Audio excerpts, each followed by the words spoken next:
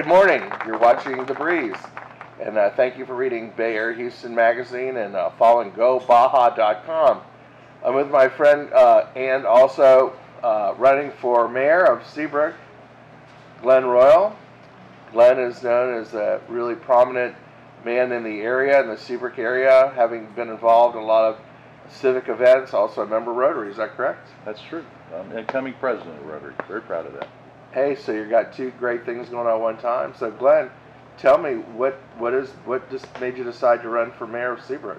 That's a good question, Rick. I'm running for mayor because I have a lot of friends that I met through Seabrook Rotary and also the Seabrook Association. And in this group of individuals that you know a lot of, and all of them at one time or another had served on council, either council or mayor of some form. I kind of have a sense of duty as a resident of this community for 20 years. I just slept here. Wow, you lived here for 20 years. Over 20 years. Wow. For 20 years I commuted to Houston. And during this commute, what I found was that all I really cared about was that the water flowed, my garbage was picked up, and that I felt pretty safe at night. Right? Yeah, the police and fire was there, right? Yeah. By coming back down here about 6 years ago, I transferred my job down here. During that time, I got involved with the Rotary. I got involved with Seabrook Association. And through that involvement through these groups and meeting these individuals, I started having a desire a duty to the city. I live here. This is my home. My family's here. Don't plan on going anywhere. And same sense of duty I had when I joined the Navy when I was 18. I knew I was going to do it when I was 9, just something you did in my family. This is that same sense of duty wants me to run for mayor. Well, great. Glenn, what are some of the issues you think that you could improve upon in Seabrook? That's a great question. It's a very good question. Rick, I think the biggest issue that Seabrook has, we all know it's the economy. It's affecting everybody. Sure. So we have to, if we want to maintain our parks and our trails and our open spaces and all the things that we love about Seabrook, that residential quality of life, we're going to have to raise a little revenue to pay for it. And Seabrook was impacted by Ike. We all know that. Then the economy's turned south on us. So one of the ways we're going to do this is I've got to be able to promote current businesses in Seabrook and the ability to go out and attract new businesses to come in. We need to be able to make Seabrook a place where we can shop, work, and play. And live. And live. If taxes go up so high, a lot of people won't be able to live there anymore. Well, we have to raise revenue. And taxes aren't the choice that any of us want to do to raise that revenue. We'd rather do it by increasing our sales tax base, by having new businesses come in. Well, further along, you feel that communication, you said, is one of the important things. I do. I think that when you get into these any body, there are decisions that are made by the governing body, be it your magazine or City Hall, and they're done with the right thought in mind. I think that everybody has the best interest of Seabrook at heart, but what we find is that communication, telling the public what's going on, has been lacking, and that's where I have to stand. If you know me, you know I'm out in the community. I'm approachable. You can pull me aside. You can tell me what you think, and I'll listen. And I think most people know that about me. Well, needless to say, I think you're the right candidate for the job. We support you completely. Mainly, you have a good business background. You have a good sense. You've served your time basically in doing civic duties and sort of behind the scene and seeing what's going on. I think the economy did impact our city, but I think some bad decisions were made. And I think most important, I think what you bring to the table is recognizing the small business owners and attracting more business. And we got a great city for tourism. We have infrastructure, wonderful hotels, restaurants, probably the best view of the bay, great location, but no one's really promoted the tourism, and tourism brings in businesses. That's how I came here. I came here with a girlfriend. I wanted to go sailing. Next thing I knew, it reminded me of Fort Lauderdale. Came down the third time and said, traveled and looked at some of the neighborhoods and said, I'd like to have a business here. And I did, and I brought my business. And I think with your guidance and working with the business leaders and showing and promoting the good businesses in the area, I think it'll attract more businesses rather than naysaying and not being business oriented. I think tourism and the business sector should work together to make this whole, and I think you're on the right track. You mentioned about the selling. and what we have in this community. And what we're all looking for is safe harbor. We want to be able to come home to a residential quality of life that Seabrook offers. We want to be able to do business in a good manner that helps us to succeed in Seabrook. But also what we have to do, in addition to providing safe harbor, Rick, is we have to take advantage of opportunities when they're presented to us. And that's what I'm going to try to do. The three things you feel that, one would be safe harbor, right, for our community. Quality of life. Quality of life, and also bringing new business and helping that enhance the quality of living. And communication. And communication. So that is fantastic. Well, we support you. When is the election? The filing deadline closes next Monday, March 14th at 5 p.m. At the present, I don't have any competition that's filed against me. However, this is a political process, and we encourage that. We want good people to turn out for our campaigns. What I do ask is that you do go out and vote. There are important issues on the table. Get educated, be informed, participate in the process, and I ask that you vote for me as your next mayor of Seabrook. Thank you. Well, Glenn, it's a pleasure. No, thank you for coming on board, and as I said, we support you, and we'll be behind you, and if people want to support you, can they contribute to you? But since you're running unopposed, I mean, do you need a campaign fund? You know, what we're going to do is if we don't have a candidate, we're going to have a meet the candidate party, okay. And everybody's going to be invited, and the word will get out. If I do have a opposition, then please reach out to me. I'll give you my information, and great. I'll be glad to sit here. Do you have a website that they can go to get information on you? I do have a website. It's www.glennroyal.com. There are two N's in Glenn. It's a blog, Rick, and through that I just post different things that are happening in community, thoughts that come to mind. Similar to your piece, yeah. Not as great. You do a better job writing than I do. I've been doing it for a long time, and let's bring a little bit of royalty to Seabrook. Let's vote for Glenn Royal for mayor. Pleasure. Good to see you. Congratulations. Thank you very much. Okay. All right. Good job.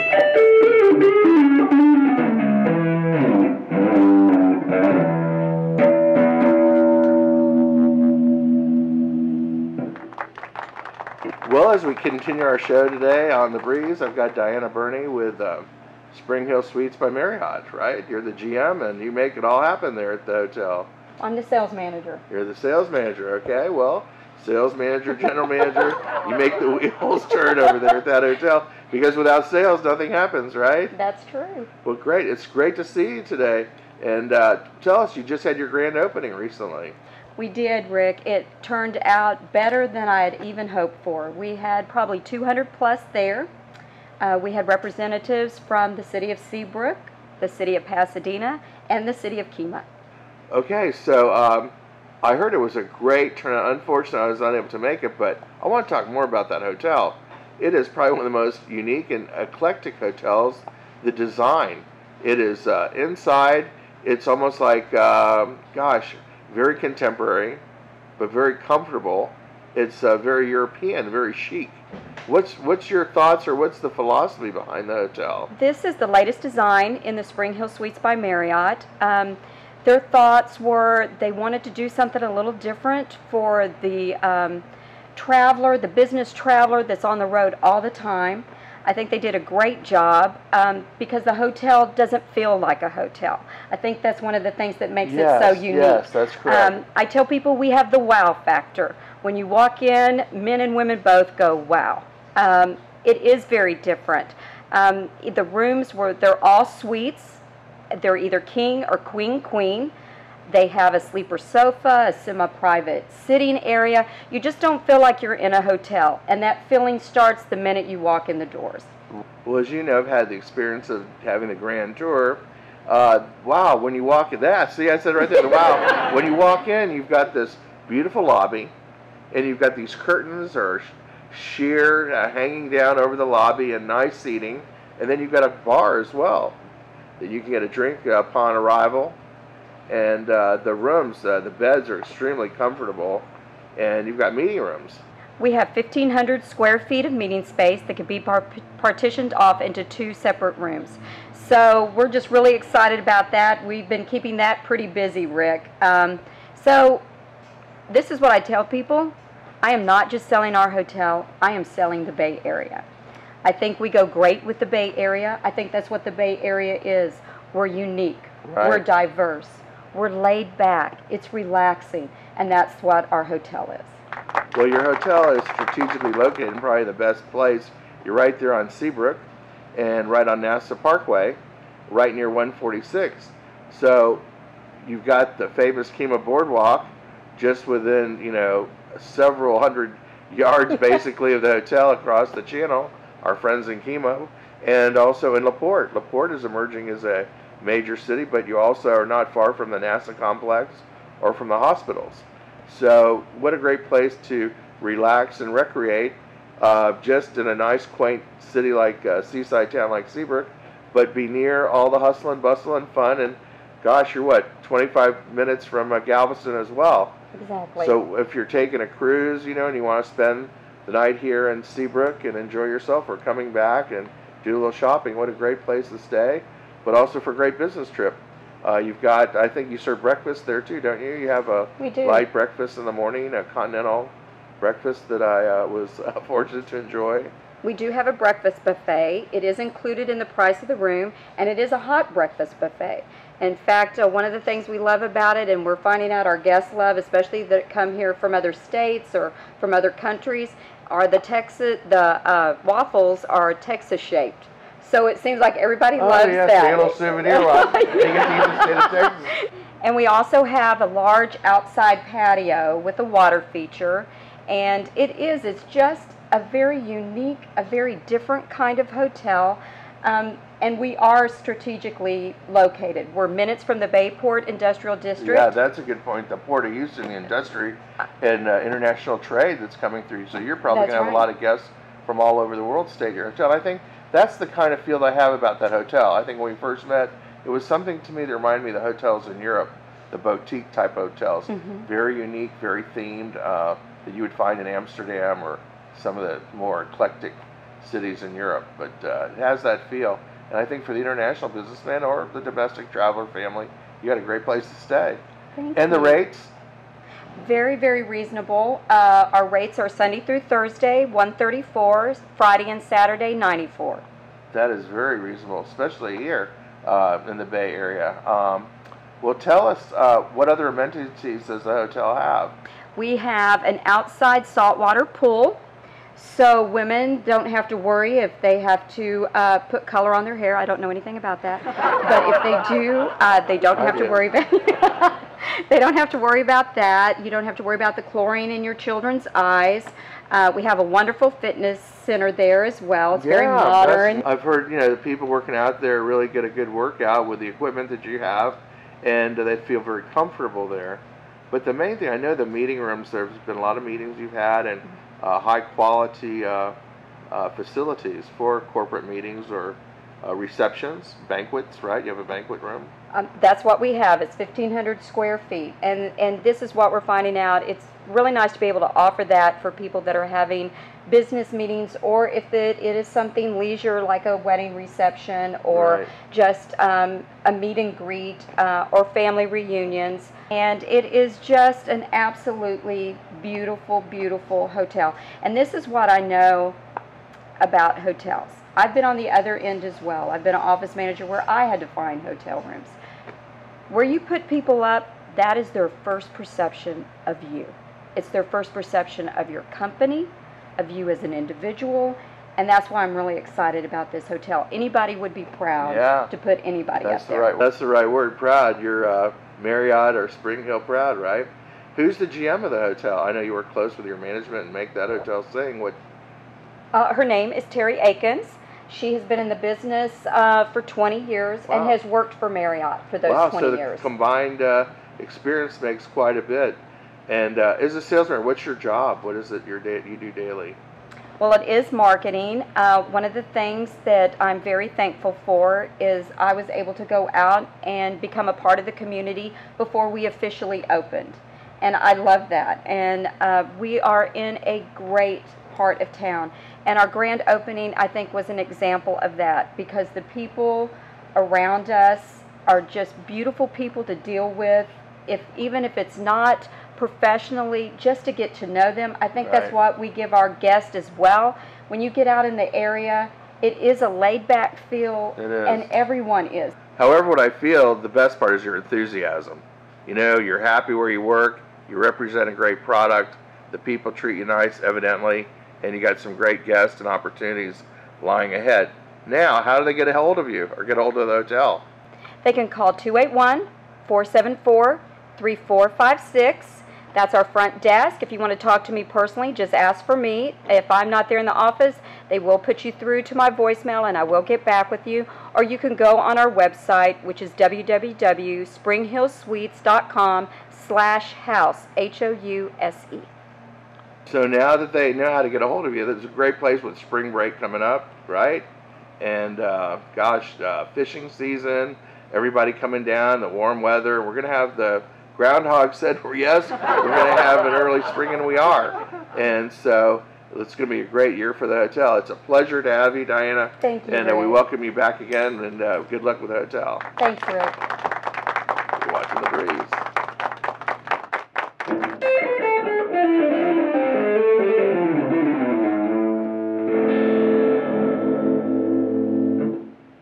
Hi, this is Whitney Parks, one of the hosts of the Bay Breeze, and I'm here with Kasie to talk about the Music, Unity, and Freedom Festival. So can you tell me a little about the event? Why Galveston? When is it? It is March the 20th on Sunday. It is from noon until 10 with an after-hours party at different venues. There are about 45 confirmed bands right now, bands and DJs, and we're looking at least 5 more, so about 50 different bands and DJs. With 6 stages, and it's just going to be a phenomenal event. So is this going to be local bands, or are we bringing in bands from outside, like, our area here? Yes. Most of them are local bands, but we have a lot of bands coming from Austin. This is celebrating the end of South by Southwest. So the ATX Wildfire Reggae Festival is going on. A lot of bands coming down from that. And we also have a lot of different bands coming from one from Brazil, one from Jamaica, from different parts of the country. So it's going to be pretty amazing. And I've heard that this event is completely free. Was there any way that they were trying to raise money for something? Or, I mean, because I know, like, these bands are flying in from all over the world. Like, what's their incentive to fly in, you know, like, to come and to go to this festival? So the reason that this all started was Mark Board, the president of Boardroom Entertainment, he just teamed up with ATX Wildfire Reggae Festival and decided to throw a festival in Galveston. And they decided there's nothing going on in Galveston. People during spring break always go down to, like, South Padre and things like that. And they also wanted to celebrate the end of South by Southwest. There's a lot of music infiltration that goes on there. There's a lot of competition. So a lot of bands were looking for a place to kind of get away, go to the coast, and, you know, spend time with the spring break revelers down there. So that's how it all started, and then the news just kind of spread. The whole community's been backing behind it. All the businesses down there are super excited, and you know, it's just going to be really an interesting thing. So. All right, and I know, like, it's been a tough economic time for Galveston these past couple of years with the hurricane. So do you think that this will have, like, a pretty good impact on the economy down there in Galveston? Absolutely. Yeah. It will, like I said, all the community is definitely reveling behind it. They're looking for something a little different, and the vendors and sponsors that are coming in, it's a really affordable, you know, program for them. But it basically just pays for the musicians. It gives them an opportunity to give a face time, and it gets people out of the loop and out of, you know, outside of the loop on the north side to come down and then experience Galveston. People, you know, in other parts of the country, they have a beach. They'll drive 2 hours to go to the beach. They don't do that in Galveston, you know, and so we're trying to break the stigma of Galveston and, you know, just get people down there to enjoy what it's all about. Yeah, I'm sure that'll help a lot. So if people want more information about the show, where should they go to find that? Please visit www.thebeeroom.com, so thebeeroom.com, for more information, a current lineup, the set times, and all that other good stuff. Hope to see you on the beach. Okay, and can you tell us just one more time what the date is? March the 20th, Sunday, starts at noon until 10 o'clock. See you there. Well, thank you very much for coming and talking to us today. Okay, great. Thanks.